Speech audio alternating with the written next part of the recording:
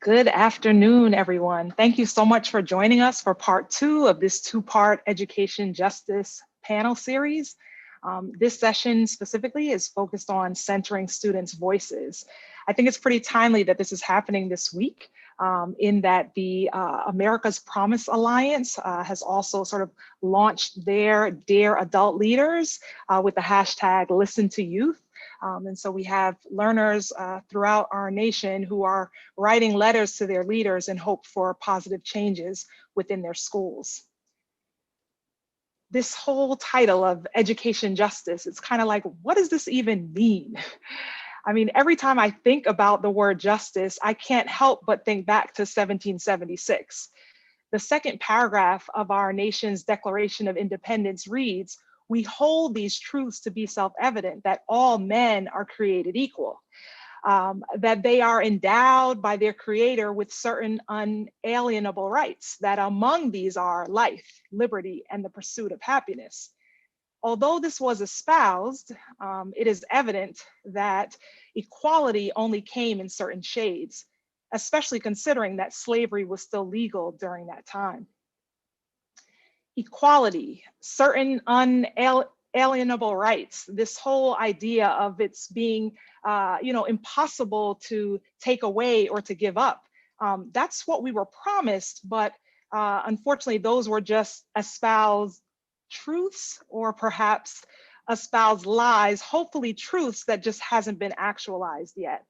I think about Frederick Douglass, who once asserted that education means emancipation or liberty or freedom. And as you hear from today's panel, if you've never known us to be an unjust nation, or that there are certain injustices that exist within the education spaces, based on things you have encountered before, I'm here to tell you that we've encountered many things, but unfortunately, the justice piece is definitely something that is still lacking. And so if you ever want to sort of help realize this liberty and freedom, I think it's really important that we equip all learners with a high quality education. In thousands of schools across our nation, zero tolerance policies and just even suspensions and expulsions, and even this belief of like who deserves a quality education has definitely forced a lot of students out of our schools. We sometimes use the term of school dropouts, and what we've come to learn over these last couple of years is like we are actually pushing children out of school. A couple of data points I just want to share with you. One is by the American Education Research Association, that it determined that a child who's unable to read at or above grade level by the end of third grade, they're 4 times less likely to graduate with their peers. And when poverty is added to the mix, they are 13 times less likely to graduate. Keep that in mind and sort of couple that with a study that Rissler and O'Rourke did in 2009, where it was determined that an average 75% of our nation's incarcerated youth were school dropouts. So you do begin to sort of make that connection. And if that weren't bad enough, another demonstration that we are pushing children out of school, and a lot of this came through like the high stakes testing. There's one school district, for example, one of several, but the example that I'll just share with you is the El Paso Independent School District in Texas, where this was a couple of years ago, to avoid the English language learners, a very strong population of English language learners, to avoid them from taking the 10th grade standardized tests. You found that they were skipping students from the 9th grade to the 11th grade. There were students who were graduating with a diploma who hadn't even completed the required coursework. This was their way to kind of push the students out so that they would not have to answer to any accountability structures. It's really abysmal. Additionally, based on research that was done by the Justice Policy Institute, it's been determined that children of color are 3 times more likely to be suspended or expelled compared to their white counterparts. And children who are suspended or expelled are 3 times more likely to be involved with the justice system. I know school resource officers has been a debate, especially within these last couple of years. Based on that study, it's been determined that schools with school resource officers or police officers in those schools, those students are 11 times more likely to be involved with the justice system. These are injustices that are happening in free spaces, imagine what's happening in carceral spaces where there is still this belief that like punishment should be long lasting. So education justice, education fairness or equity, this is yet to be realized. But change happens by action, not by inertia.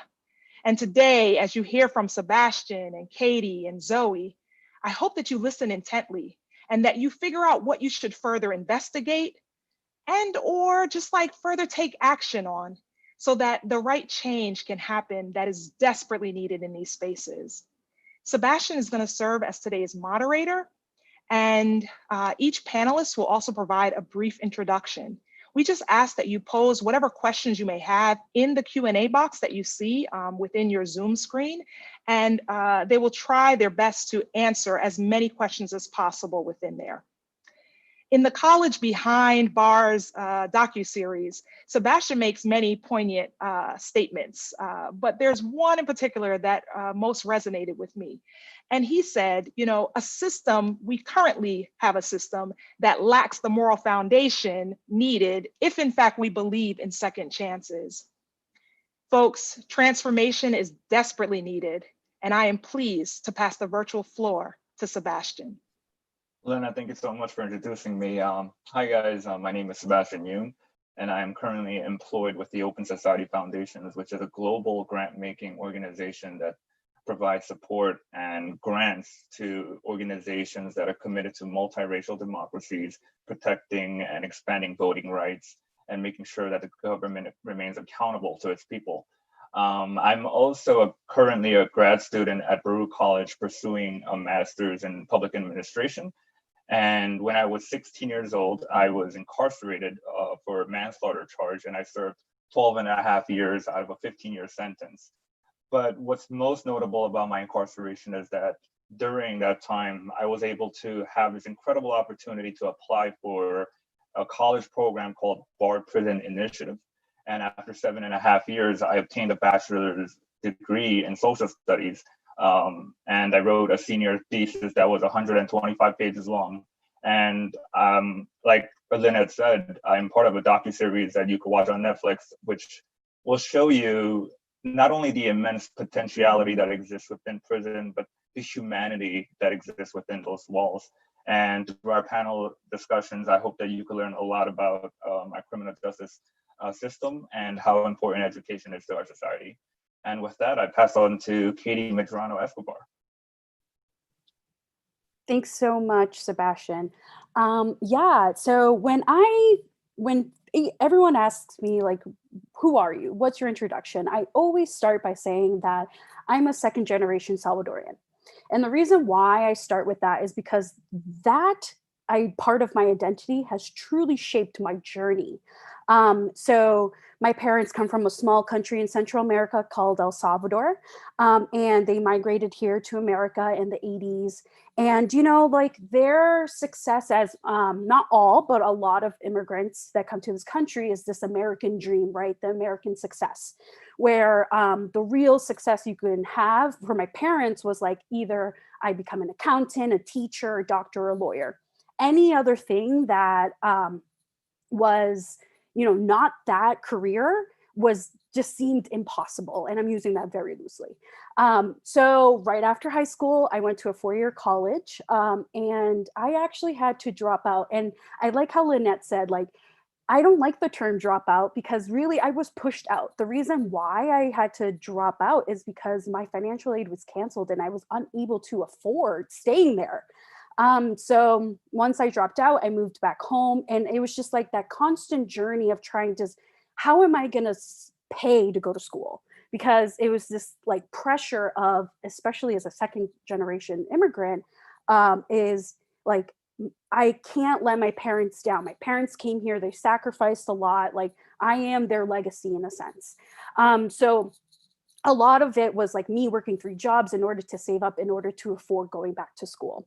But it just seemed impossible. And actually, it wasn't until one day I came across an old friend of mine who was dressed up in a suit. And I was like, where are you going? And he was like, oh, I'm actually doing this program called Year Up. And if you're based in Boston, you've probably heard of it, but it's a nationwide workforce development program And so I enrolled. I went through the finance track because, it was just like, this seems feasible. And so that led into where I currently am right now. My current position is I'm a payroll benefits and accounts payable manager at a healthcare nonprofit in Boston. And I've been there for 4 years now. And because of that opportunity, I was able to be like, hey, like, no, I can do whatever I want. I don't have to be in a finance track. I don't have to go to college. I don't have to do these normal society things in order to be successful. It can be successful. Success is such a very general term. So I actually enrolled in another workforce development program called the Loop Lab. And it's a workforce development program in order to bring people of color and women of color into the media arts world. And so I was like, I'm going to take a chance. I'm going to do it. And so I enrolled and I graduated this year in September. What a crazy year to join a new program, I'm telling you. But just all that to say that my journey this is not what I thought. If you were to ask me in 2013 when I graduated high school, where would I be in 5 years, let's say, even though it's been more, I would not say I would be where I am now. And that is because there are different alternatives to higher education. It doesn't just have to be that narrow path to college. Yeah, so that is my little introduction, and I am going to pass it on to Zoe. Thank you so much, Katie. I'm so excited to be here with you and Sebastian in conversation today. So hi, everyone. My name is Zoe Hopkins. I'm currently a junior at Harvard College, though I'm actually taking the semester off, so I don't really know how to refer to myself. Anyways, I'm a junior. I'm studying African American studies and art history. I'm here as a proud Black feminist and prison abolitionist, and those two things have really shaped my entire worldview, the way I navigate my education, and those are the two kind of primary lenses that I think have brought me to this panel as a student and also an activist who is actively working to dismantle systems of carcerality. So I'm an organizer with the Harvard Prison Divestment Campaign, which is a group seeking to sever Harvard's financial and ideological ties with the prison industrial complex and to reinvest the divested funds into communities that have been most adversely affected by mass incarceration, hypersurveillance, and policing, so namely Black, brown, and low-income communities. So I came to organizing through an understanding that, my degree, I couldn't fully be proud of my degree until I knew that it was divested from systems of harm like the prison industrial complex. And I was motivated by the understanding that institutions of higher learning and other sites of knowledge production are really deeply implicated in the carceral state and in other systems that necessitate structures of oppression. So that's sort of why I'm here today. I'm also just generally motivated by the idea of a world without prisons, a world in which education is not tied to carcerality, a world in which we can all learn to our fullest potential without things like the school to prison pipeline holding people back, without things like the conflation of Blackness and brownness with criminality holding people back, without things like white supremacy in schooling holding people back. So I'm really here with a vision of liberating us all from those various structures that, as Lynette so aptly pointed out in the beginning of the panel, are really plaguing our education system and the country at large. So I'm so excited for this conversation, and I'm going to pass it back to Sebastian for moderating the conversation. Thank you so much, Zoe. With the introductions concluded, we'll move on to 4 questions first. The first of which is, what went well or right in your PK to 16 schooling experiences? In what ways? And what went wrong? And what support did you need that you didn't have? Can you comment about any mentoring that you did or did not receive while in school? Katie, maybe you want to take the first shot at this? Yeah, totally. So I think that my perspective here is a little unique in the sense of that I've been fortunate enough of never having to go to prison and never having to deal with the criminal justice system. But there's also still like there's that issue within the school, within education, but there's also just like education overall. And so like when I was reflecting back on like my experience, I think that through elementary school and middle school, I had a lot of support. So as I mentioned earlier, my family is is immigrant from El Salvador, or immigrants from El Salvador. So Spanish was my first language. So the support of being able to take like English as a second language classes and have that support was very useful. And I also had a lot of support with the teachers and, just trying to make sure that, I was fed and all that. But I think things drastically changed when I went into high school and college. It's I don't know what it is, but I just feel like you're older, so you have a little bit more independence. But that leaves a lot of room for negligence in the sense of like not receiving the support that you may need. And just teachers are so overwhelmed and there's just so much going on that there is just a lot of room for error.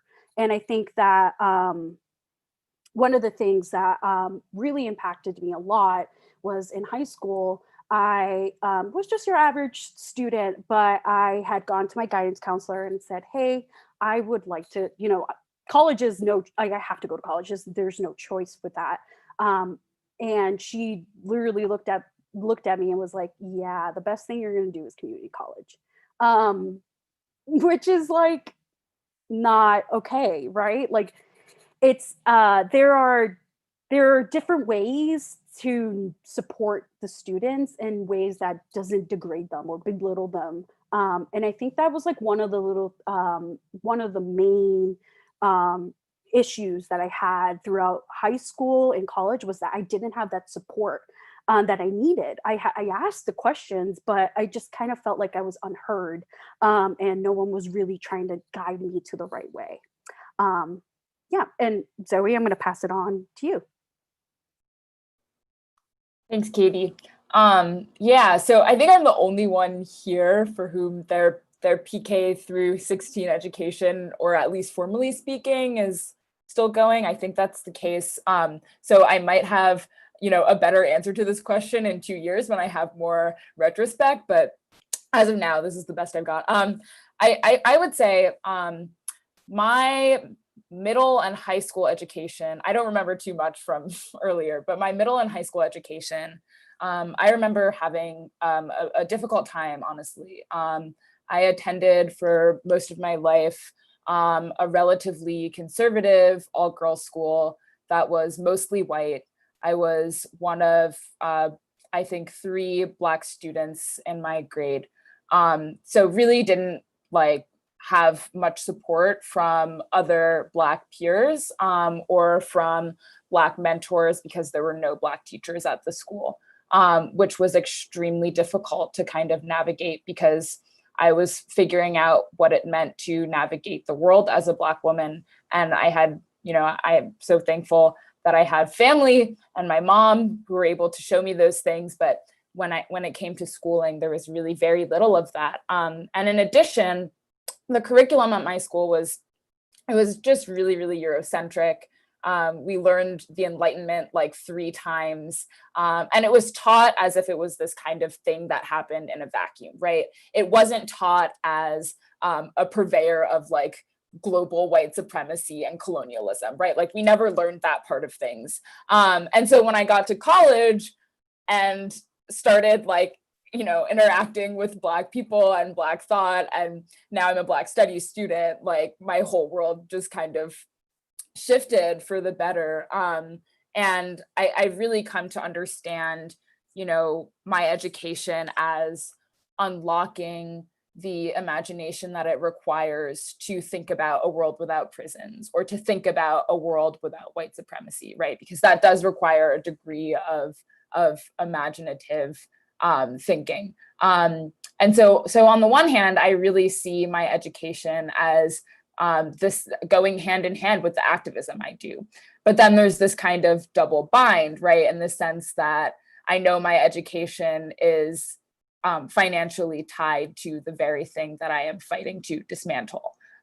So it's tricky. It's a little, it's weird to navigate. It's very murky. And you know, this is a panel about education and justice, and education in for some folks here, education in carceral sites.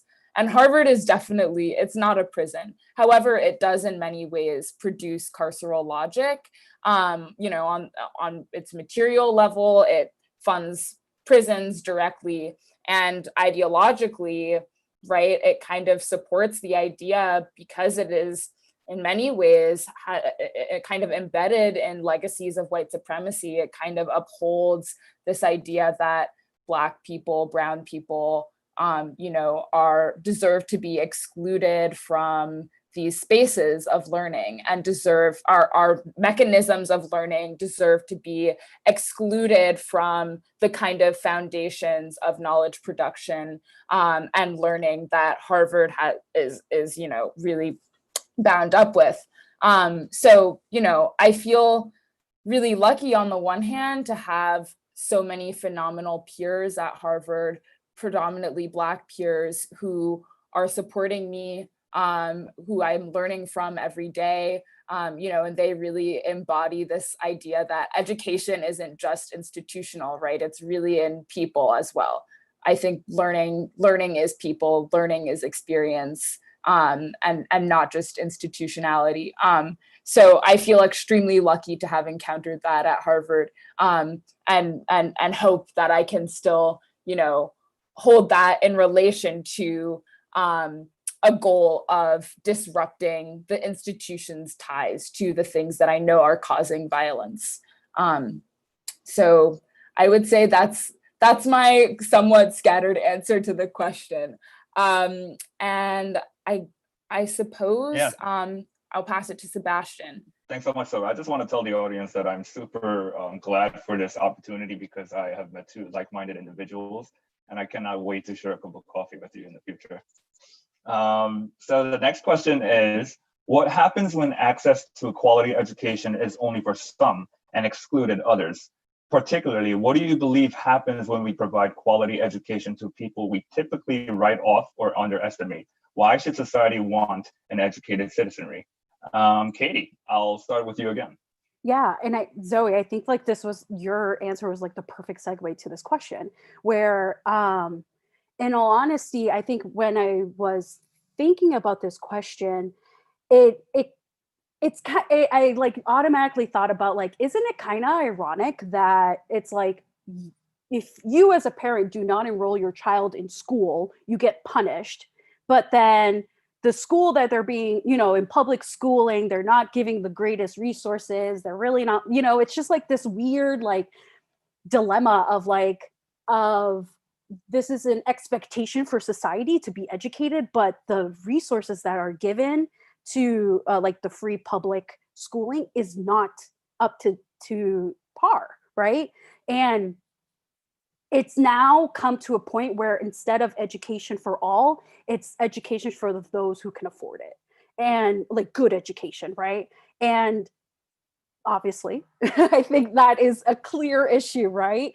And I think that the reason why that is an issue is that here I am now as a 25-year-old woman, you know, like learning things that I should have learned in high school, or learning things that I should have learned when I was younger.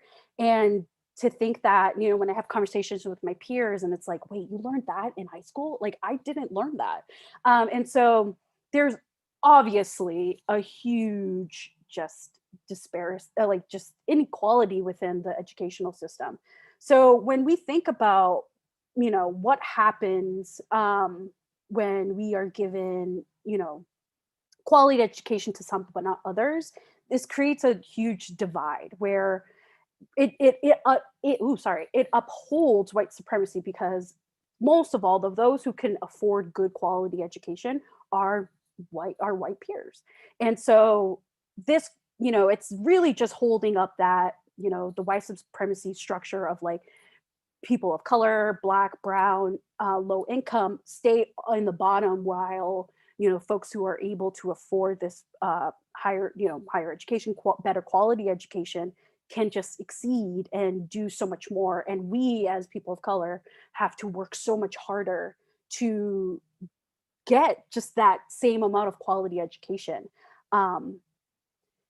Yeah.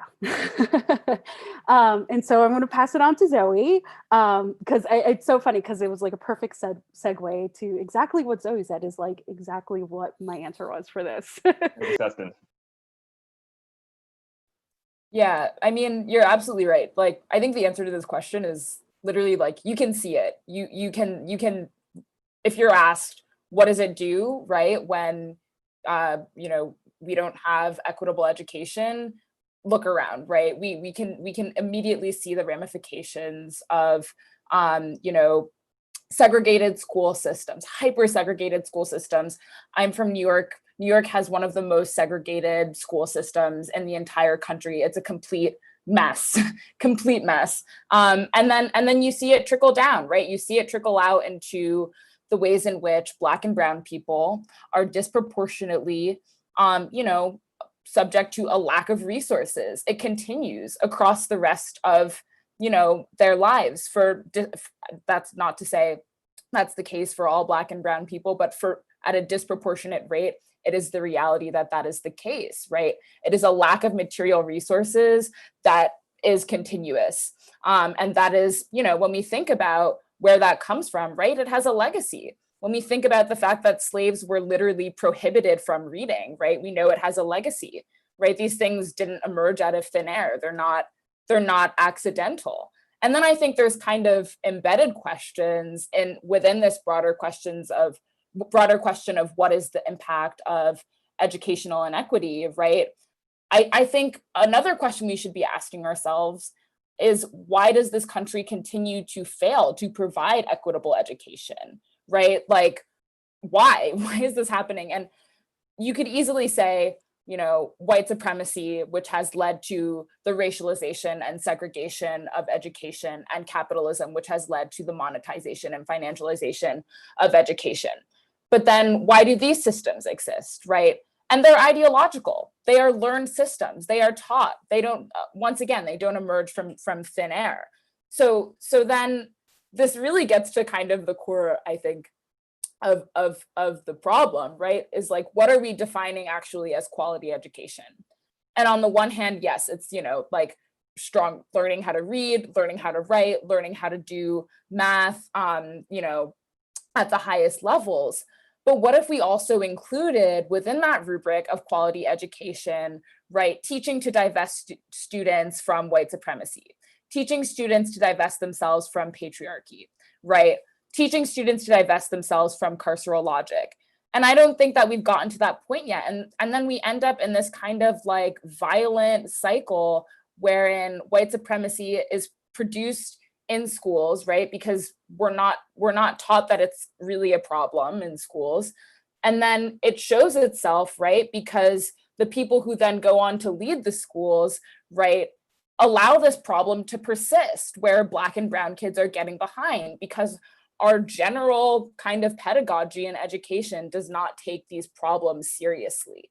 And so, what if a quality education was one in which students learned about white supremacy in kindergarten, or where feminist studies was introduced into the curriculum in first grade? What if we embraced pedagogy that centered love and care? Like, if we had these things, would prisons exist, right? Would this cycle of educational inequity exist? I don't know. So I think this is a question about, on the one hand, it's a question about what are we seeing, right? And on the other hand, it's a question of where do these things come from? And I think the answer to that second question is, to a large degree, we forget, we forget these deeply embedded social problems when we think about our definition of quality education. So I think there needs to be a really just kind of seismic shift in the way that we're thinking about education in general. And I think it's going to take a while to get there, because we're seeing, as we remember from over the summer, right, the Trump administration just had this like complete visceral anxiety at the thought of critical race studies being a question that was engaged with in our education system. And I think that really just points to a deep flaw in the way that we understand knowledge and knowledge production in this country. So I do think it's kind of a question of just reorienting our approach totally. And then I do think we'll be well on our way, honestly, to a world in which we've gotten at the root of the problem of educational inequity. We won't have to think about kind of like Band-Aid solutions to all of the harm that has been done, because we'll have really fully transformed the way that people see each other. And I think that's what learning is about. I think learning is really about seeing each other and holding each other as human beings, because what else are we learning for? Yeah, hopefully we can arrive there. And I think we can. I'm with you on that one. We'll move on to the third question, which is, we learned that functions of prisons are 1, punishment; 2, incapacitation; 3, deterrence. Do these functions work in ways society imagines or expects them to? How would you want to redesign or reimagine what we call our criminal justice system? As a formerly incarcerated individual, perhaps I'll start here. I can tell you that from my experience of having been to 6 different maximum security prisons and 3 different jails, prison's sole function seems to be to punish individuals. For the first several years of my incarceration, I spent my time just sweeping and mopping floors. At the age of 18, I attempted suicide because I just couldn't accept what my fate looked like at the time. This crippling sense of powerlessness and the lack of hope, and just seeing 4 walls surrounding me all day and every day, and sweeping, mopping floors wasn't enough for me. I couldn't imagine myself doing 10 more years of this. And then I had the opportunity to apply for the Bard Prison Initiative, and I have to say that education saved my life in the literal sense. It gave me confidence, it gave me hope. It inspired in me a desire to learn about my situation and my predicaments, and to really delve into possible solutions. So currently, there are approximately 2.1 million incarcerated human beings in prisons and jails in the United States today. And in New York State, for example, we taxpayers have to pay about $60,000 to house and manage 1 individual in New York prisons. If you think about it, $60,000 could get one of you through college, Harvard, it's a tuition cost. And there's something very wrong with that. If you look at the recidivism rate of the United States, it hovers around 60%. That means 6 out of 10 individuals who are released from prisons return to prisons within the first 5 years. And knowing that the government continues to refuse to do something about this massive problem, right? And we need to come up with solutions. And education has proven through time and trial that education works. That if you provide access to higher education to prisoners, their recidivism rate will go down. For example, graduates of the Bard Prison Initiative, the recidivism rate is under 3%. Compare 3% to 60%. It's something that works. It's something that makes society safer, because when people don't go back to prisons, less crimes are committed. These individuals are able to return home and get jobs, increase tax revenues, be leaders in their communities, because a lot of these individuals who come out of prisons, they don't get these jobs that you would think they would, right? Once they have an education, they're not working at McDonald's. You see them getting incredible and really well-paid jobs. And what I think one of the strengths that they bring to society is that they have this real deep passion for social justice. Having been dehumanized and treated in the ways they had been, it makes us want to change the community, and that was the biggest inspiration for me. One of the things that I lacked in prison in my early years was that I lacked empathy. But through social studies and learning about other people's histories and cultures, it created empathy, and it makes me see society as a reflection of who I am. And when I see other teenagers out there hanging out in the streets, I see me. I see lost kids who don't feel like they have power, who feel like they have no hope. And I want to change that. And I hope you guys are on the same ride as me. Zoe, would you like to add something to that? Yeah, absolutely. I think, I think the way that this question frames incarceration and prisons in terms of, these predominant structures of punishment, incapacitation, and deterrence, I think that's absolutely right. I do think, on the one hand, this question of like, do prisons function as society imagines or expects them to is difficult. I think that we have come to subconsciously understand prisons as necessary. And because of that, we don't question until we ask ourselves to question whether or not they are functioning as we expect them to. Right. And there's this whole refrain of like, the prison system is broken, right? We have to fix it. The reality is that the prison system is not broken. The prison system was designed to be this way. The prison system was designed as, right, a reinstantiation of slavery in the modern era. That is what it is designed to do, to disproportionately harm people of color, to separate families, to quell moral resiliency. And so, I think on the one hand, right, our expectation is, okay, we live in a democracy. America is a democracy. So, the prison system is, the founding fathers were probably right. And like all these other people who invented prisons in the 19th century were probably right. So, I guess if the expectation is that, prisons are gonna keep people safe, right, then people kind of just rest easy on that assumption. But the reality is really that prisons are the opposite of safety, right? And so we're talking here about education, and I think education is as much about learning as it is about unlearning. I think we really have to unlearn this idea that prisons are what keep us safe and relearn other modes of safety, right? Other modes of taking care of each other that are not retributive, that are not harmful and violent, that are not racist. And so that, brings me to the next part of the question of how would you want to redesign or reimagine what we call our criminal justice system.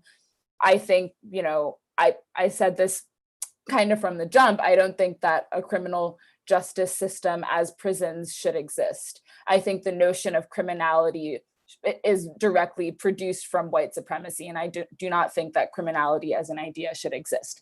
So I do think, a way to reimagine this system is to look at, well, what kind of work are Black and Brown people doing in their own communities to keep each other safe, right? What are the mechanisms of care that have been used in these communities to promote safety and to promote love?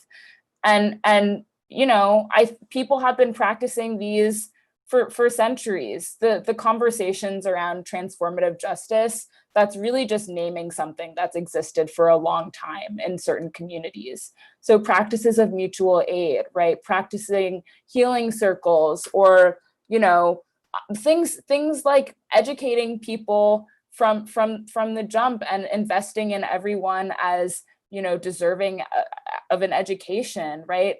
That's not a new idea. That's certainly been in existence for some time. It's just that we've chosen to look away from those things in place of a different system that has caused a great deal of harm. So I think what Sebastian was saying about education is absolutely right. I think that education is in many ways healing, whether it's education, in school, and where you have mentors and where you have peers that care for you, or just education, you know, in conversations with friends, or education through experiencing life.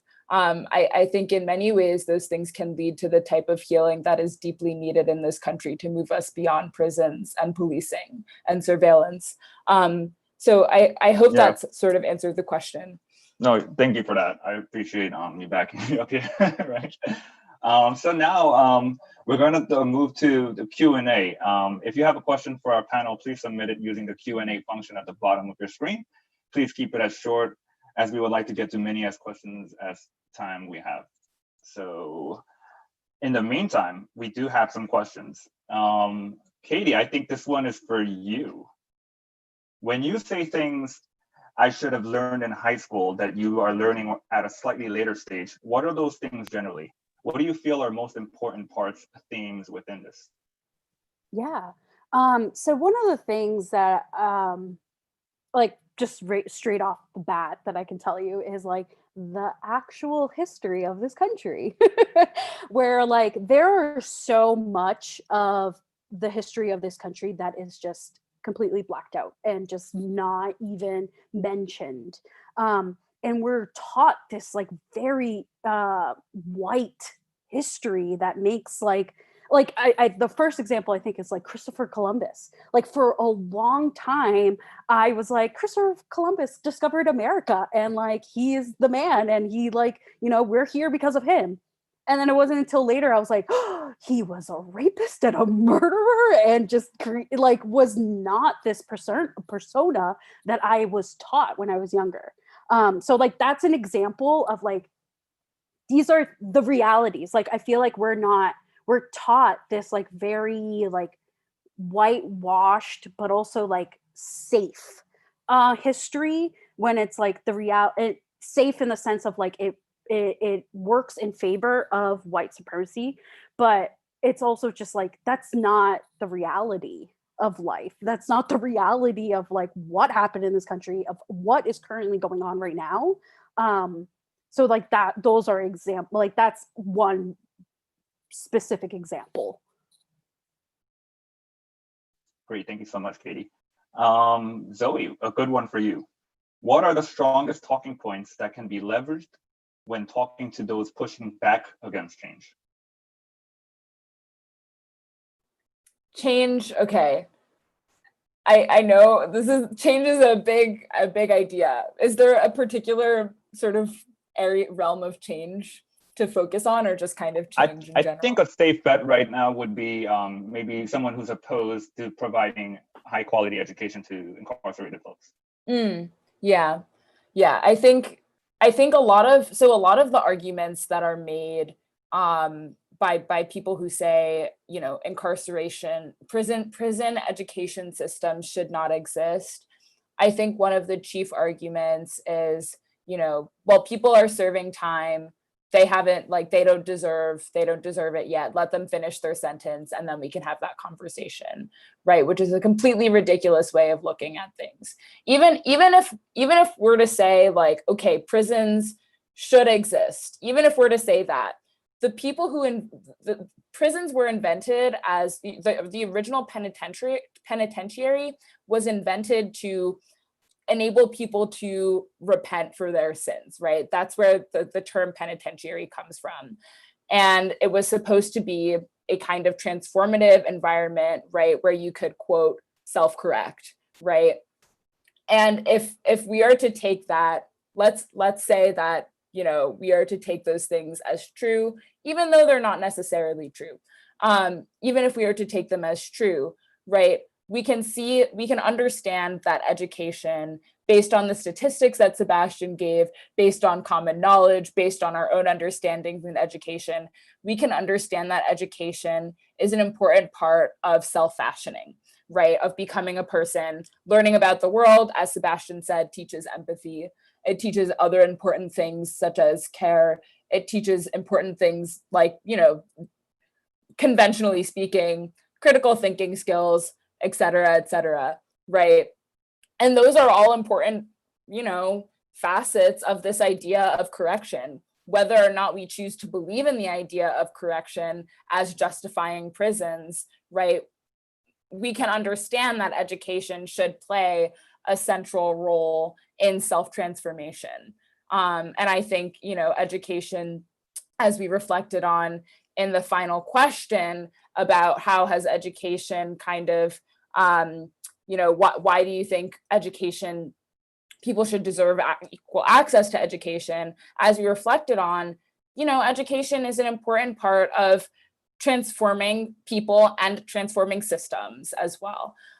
So I think that's one part of the argument.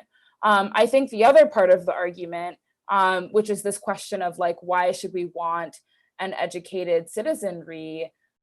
I don't think we can have a citizenry, we can't call it a citizenry without, without education, I don't think, because if people are disenfranchised from those systems, right, in what way is that a quote democratic citizenry? In what way? That's just reproducing, completely medieval functions of political social relations.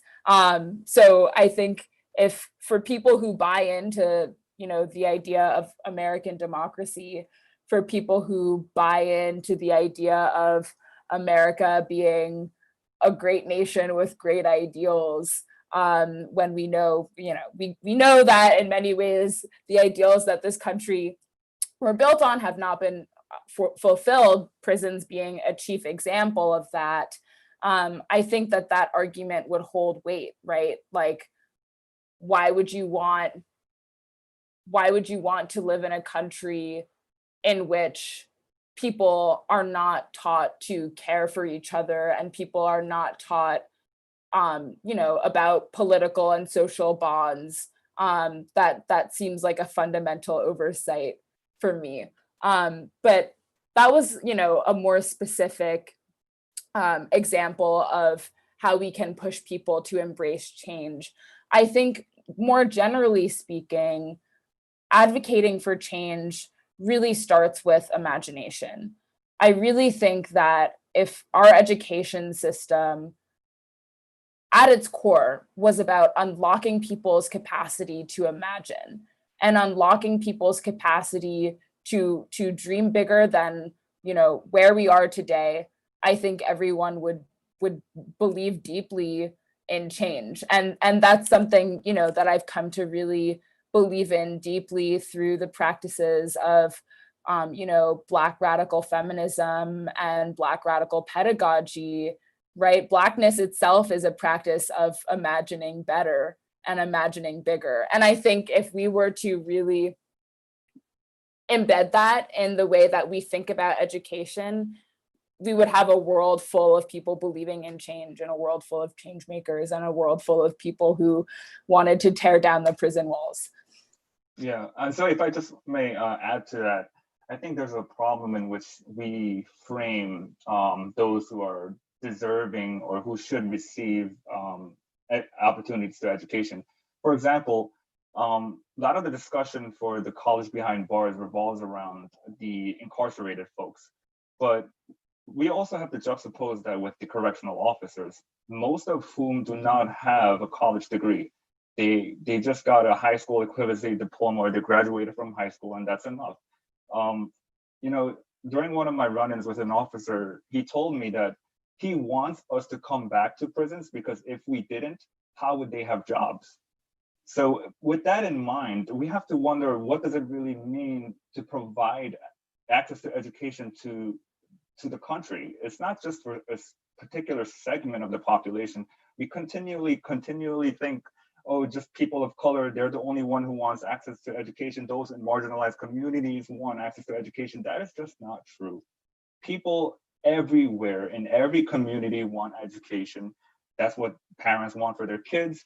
And we have a way of delimiting our sense of understanding of how this frame could undermine our progress and halt progress. So once we see education as something that everyone could not only obtain, but benefit from, I think we can make some substantial moves. With that said, we have about 6 minutes. And we have a question specifically directed at Zoe. So let's go. Talented and gifted programs have been used for several years to segregate the education of Black kids and white kids, as they are predominantly white, despite being at the same school. However, it also provides the opportunity for social mobility for Black and minority kids if they are placed in it. Do you think we should try to fix these problems, like they have to meet a quota, or get rid of them altogether in order to address educational disparities within schools? That's an interesting question. I'm gonna do the annoying thing where I answer the question with a question, which is kind of like, you know, why does this concept of social mobility exist? And I think it's produced in many ways by legacies of, you know, racial capitalism that were invented during slavery, and this whole kind of like Booker T. Washington notion of kind of, you know, like pulling yourself up by your bootstraps a little bit, which is also, you know, shaped very much by the idea of the American dream. I think with respect to gifted and talented programs, I mean, I think it would be wonderful if in an ideal world, you know, in an ideal world, we could have people learning together all at the same time. I'm not really sure why we have to kind of like separate gifted and talented kids from their peers, because I think, as I've said earlier, like a lot of learning happens between students and between folks. And so I think if people are all in the same classroom, that just produces more harmony, more beauty, more learning, more knowledge. So I don't really think that there's any imperative to kind of like separate or form echelons in the classroom, because I think that just, as the person who posed the question stated, not only does that recycle segregation along racial lines, but it also recycles segregation along other lines, such as, you know, the way that people think, the way that people learn, which are also important in a classroom. And so I think if we're talking about how to equalize the education system, I'm not super sure it does us any good to have tracking, or to have you know, tracked learning, or to have gifted and talented programs, because all that does is kind of stratify knowledge and reproduce systems of hierarchy that we're seeing in our broader culture within the classroom. Great, thank you. Maybe we have time for one more, and I would like to direct this to Katie. What can more people do on a daily basis to fight for educational justice and change, especially if they're not in academic institutions or public offices? I feel like this is the perfect question for me, because I am literally in none of these positions. And as I'm sitting here, I'm learning, like from both you, Sebastian, and Zoe. Like, I think that is what you can do, is that you need to educate yourself. And it's kind of ironic that we're talking about that, because that's the only way you can learn how to help. I think that one thing, especially for me, is that like I only have my perspective of life, you know, like my experiences is what shapes my perspective of how I see things and how I do things. And if I continue living my life with just my perspective, you know, I'm not going to be able to make any change in the world, because the way that I got to where I am now, as like where I am very passionate about social justice, and I'm trying to make sure that the work that I do is in honor of social justice to make a change in the world. The reason why I got here is because I was able to learn from other experiences, learning from my peers, from my Black peers, from my Asian peers, from like my white peers, even, of just like being able to see, to change my perspective and to empathize. I think that is so important, is that when you learn and you hear the experiences and just of like what is going on, you gain empathy. And that's, I feel like for me, it was like the starting point of being able to create change. Without being able to learn or educate myself from like with these problems that are currently going on, how am I, it's like that thing, it's like how am I supposed to change anything if I don't know that things need to be changed? Yeah, I certainly agree with you, Katie. We're gonna do our final question, right? And we're gonna make this interesting by making it kind of like a speed round. So my last question to each of us will be, considering your position now and what you've learned, how would you like to mentor the younger generation? About a minute each. Katie? Yeah. Okay. So I think the way that I would like to mentor the younger generation is is kind of leading by example of like am I did not go the traditional route of college, but yet still here I am with a career, and I am successful in my own way. And like just because there's these societal, society says you have to go to college, you have to do this, you have to do that, does not mean that it's the right thing to do. So yeah, that is like my little like just because society says you have to do it, or your parents or your school or whatever, does not mean that that is the path you have to go.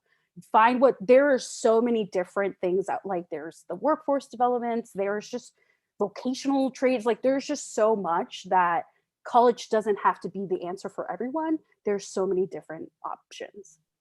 Awesome. Zoe? Yeah, I think Katie's answer to that question was spot on. I think also I would teach people that, or the younger generation. I don't know if I speak on much authority because I'm 20. But I think what I would tell folks younger than me is love and education and care and thinking don't have to be separate. I think that our education system teaches us that there's a part of us that thinks, and that's up here. And then there's a part of us that loves and cares, and that's here. And those two things we keep separate. But I don't think that those things are separate at all. And I think what I would really seek to center is like finding ways of learning and teaching oneself that that are motivated by love and that see one's position in the world as intimately bound up with other people, as completely inseparable from other people. And so encouraging the practice of study as something that is done collectively and learning as something that is done collectively, I think is really important to the way that I understand mentorship and teaching and education and all those things. That was fast. Yeah, that was good. Thank you. I'll finish it with here by saying this: do not see education as a form of obtaining a piece of paper, a degree. I hope that you all could walk away from this panel starting to see education as a form of power. If you look throughout history, totalitarian governments, oppressive governments, they had a kryptonite, right? If you look into history, what was it? It was student uprisings, and therefore governments try to suppress education, and there's a reason for that. Education is frightening to those who want to suppress others, and you have that power in your hands. You're on the right path, and just continue to harness that energy. And I really look forward to seeing you change the world, because I'm a little older, so it's up to you young folks to kind of take the helm. And this was really a great opportunity for all of us. And I just want to say thank you once again. And I will hand it off to Abby Cohen for the concluding remarks. Hi, everyone. I'm Abby Cohen, Community Partnership Lead at the Radcliffe Institute. I want to close today's program by first giving my sincere gratitude to you, Katie, Zoe, and Sebastian, for your thoughtful perspectives and powerful ideas. And an extra thank you to you, Sebastian, for both moderation and participation in this phenomenal conversation. This program wouldn't have been possible without your wisdom and your willingness to share your experiences. So thank you all so much. I know I'm not alone when I say how critical your insights are as we reimagine our educational spaces, both inside and outside prisons. Thank you also to Lynette Tanis, who is the author of Educated Incarcerated Youth and an adjunct lecturer at HGSC, for your wonderful and very informative opening. And last but not least, thank you to our audience for your terrific questions. Sorry we weren't able to get to them all, but I'm sure Sebastian, Katie, and Zoe will be happy to answer follow-up questions.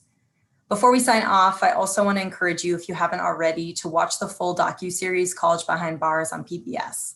The link is posted on the Radcliffe website, and we posted it in the chat during this panel as well. I also want to make sure to mention another Radcliffe webinar that may be of interest to you for next week. The title is The Impact of 2020 on Higher Education, Colleges, COVID-19 in a Time of Racial Reckoning, which will be held on Thursday, November 19th at 4 p.m. You can find more information about this and other programming by going to radcliffe.harvard.edu.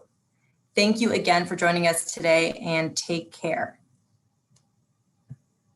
Hi all, thank you so much. Thanks so much.